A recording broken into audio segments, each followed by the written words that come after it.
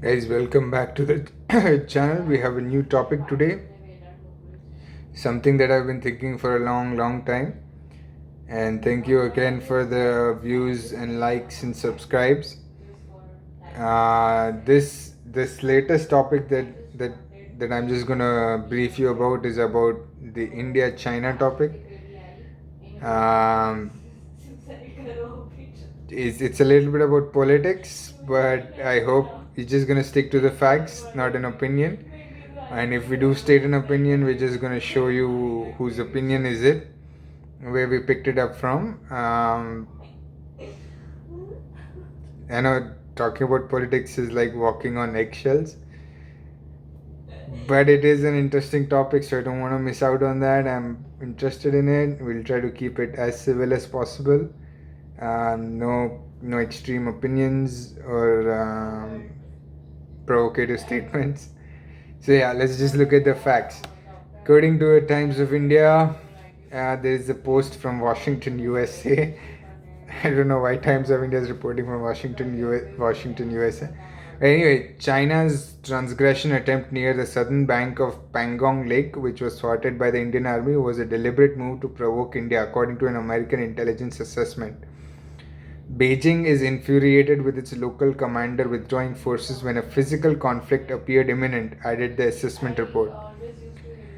Washington said Indian troops have prevented any loss of ground, according to a source familiar with the assessment who spoke on condition of anonymity.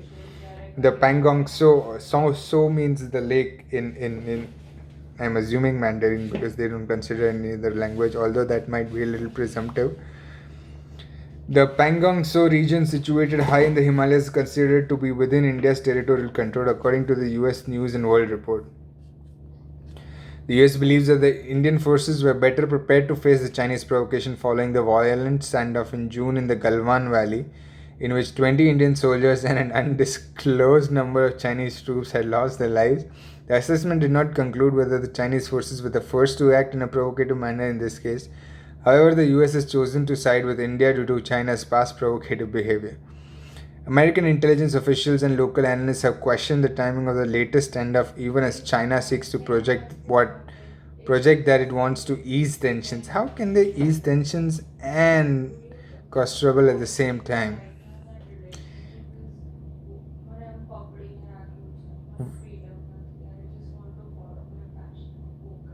We are staggered at the time of the Chinese actions, but shouldn't complain either if Beijing shoots itself in the foot, according to the intelligence assessment. Indian officials are slated to meet with their counterparts virtually from the US, Australia, and Japan later this month for a summit which Indian sources say will likely result in a new intelligence sharing agreement among the countries.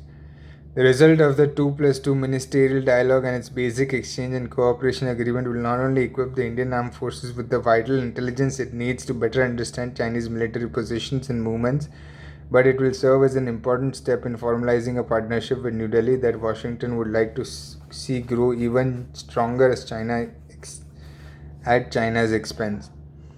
According to the US News and World Report, the US Defense Department said China has prioritized military spending over the last decade to focus on expanding its capabilities to be operated in disputed areas along its border, including India and Bhutan, to contested waterways in the East and South China Seas.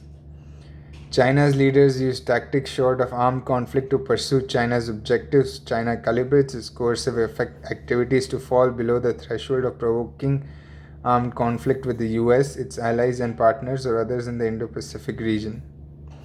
According to the latest version of the Pentagon's annual Military China report, which was released on Tuesday, the US intelligence assessment stated that Chinese troops this time were building encampments in contested space, a tactic adopted by both sides to gain a foothold that can later be expanded into infrastructure to support broader operations.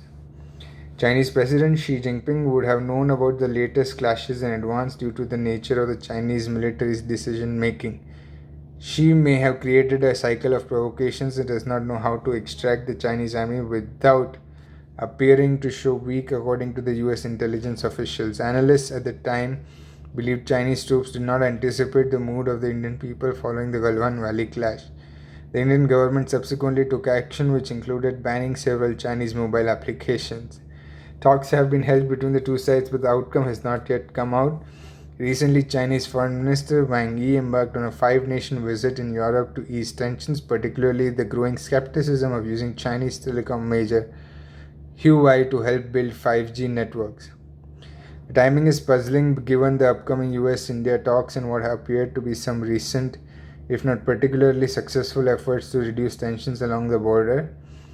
Sheena Greitens, associate professor at the University of Texas at Austin's LBJ School of Public Affairs, was quoted as saying by the US News and World Report, "One effect of the standoff has been to add a sense of urgency to efforts to strengthen US-India ties, especially in terms of defense cooperation. But developments at the 2+2 should not be viewed as a knee-jerk response to this week's flare-up. There is a long-standing distance in the interest in the United States in strengthening ties with India in its own right."